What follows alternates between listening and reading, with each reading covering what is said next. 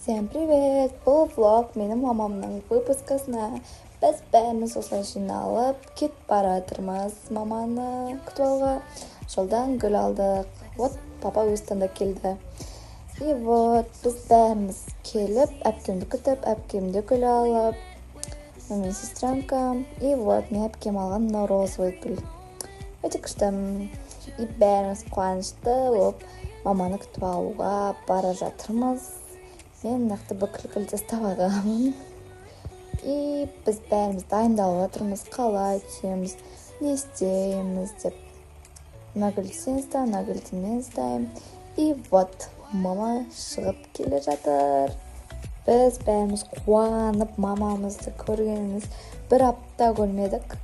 И мен бәріміз қуанып мамаға гүлімізді беріп, бәріміз күліп, сүйіп.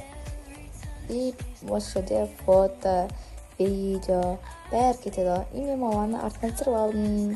И мен де қуаныштымын. И осылай маманы тағы да түсіріп алдық.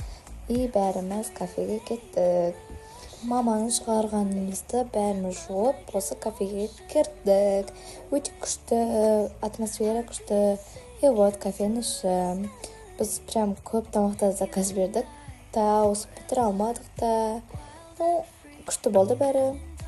Бәрімізге ұнады, бәріміз тыңқиып тойып алғаннан кейін артынан осылай десерт заказ бердік.